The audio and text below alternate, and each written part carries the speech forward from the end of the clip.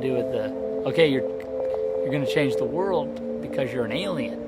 And I think that's it's just a fun concept to really play around with. People have asked me like, oh, do you really worry about the fans? And I do worry about the fans because I'm one of them. But how does it feel? Does it feel like there's a weight off the shoulders? The questions have been there for years. We didn't know if we were ever going to see you in the suit again. And be honest, you will be. Yeah. Do you feel the most pressure with Superman? I did up until I finished the script. The hierarchy of power in the DC universe is about to change. Hey, I'm James Gunn. I'm the co-CEO of DC Studios. So as many of you know, DC has been disconnected in film and television for a long time. There is one question that every DC fan has asked themselves at one point in time, and that's, what exactly went wrong? It all starts with Zack Snyder and his interpretation of Superman. Because I think Superman is broken, and I think it needs to be fixed. It's not like from a movie standpoint. From a movie standpoint.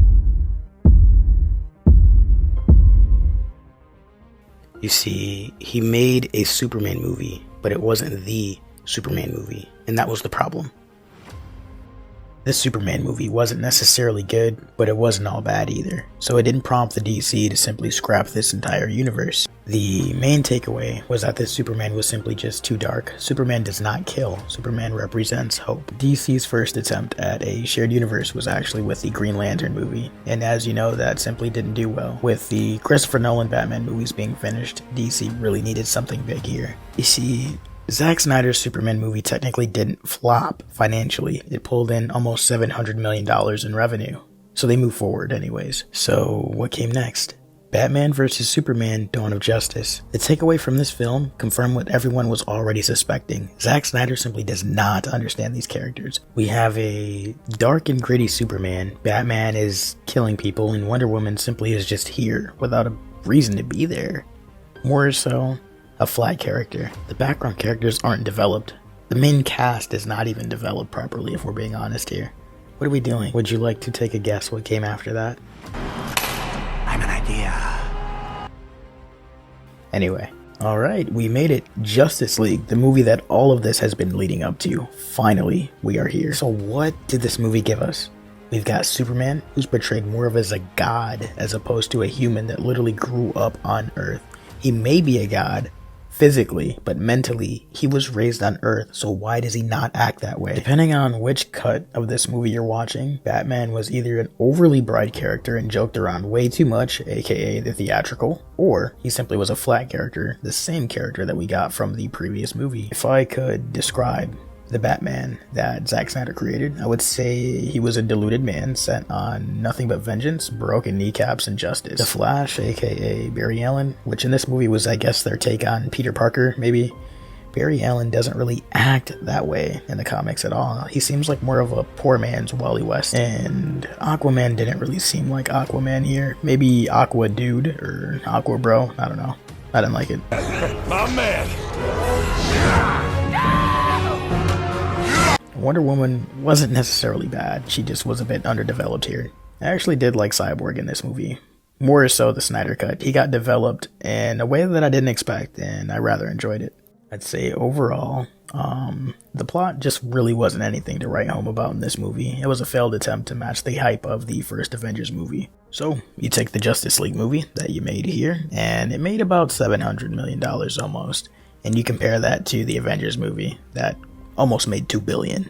There's a big difference there. And before I move on, I just want to say that I really did enjoy the Wonder Woman movie that they made. The first one anyway. I liked it a lot, and honestly, I rated this movie an 8 out of 10 myself. I'm not saying that you have to agree with it, but I just wanted to state the fact that I actually did like that movie. I would say that a big reason why this movie didn't end up working when everything was said and done was because Zack Snyder, the director of this movie, was actually removed from the project in the middle of filming due to personal reasons. So you remember when I was talking about the Avengers movie for a brief moment? They actually got the director of the Avengers movie, Joss Whedon, to direct this in place of Zack Snyder.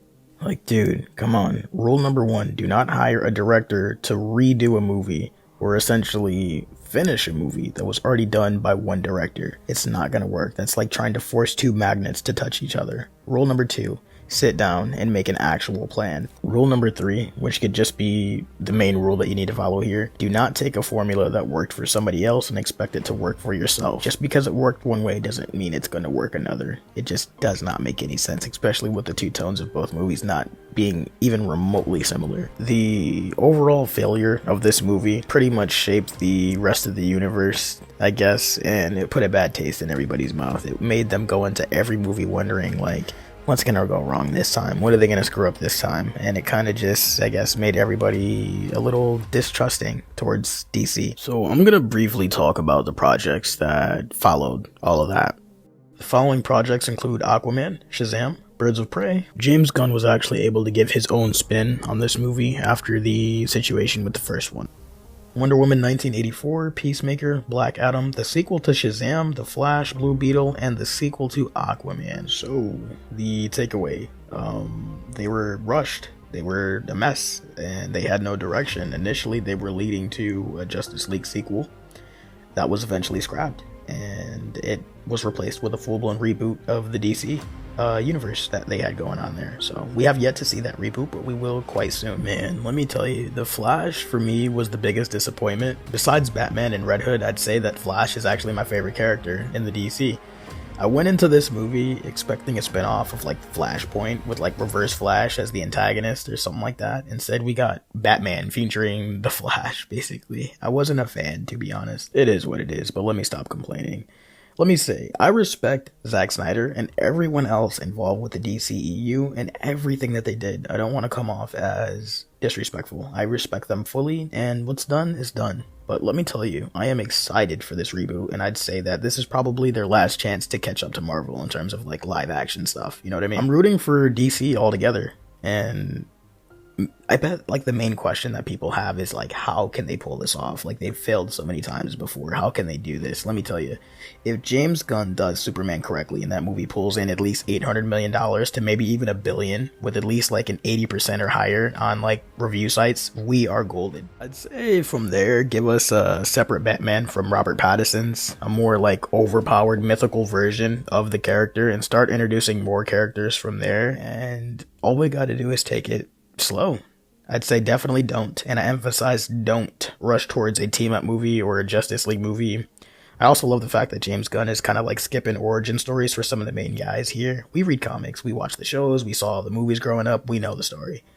I'm gonna sit back and watch every live-action show, animated show, movie that they pump out from here. I'm excited, and I'm just hoping for the best, man, if I'm being honest with you. They just gotta take it slow, like I said. Like, there's no reason to rush right into a Justice League movie. Like, Marvel, the things that they did, it worked for them. It's not gonna work for DC. We gotta attack it a different way. But that's gonna be it for me. And let me know what you guys think in the comments, and you know, let me know if you guys are excited as well. But yeah, take it easy.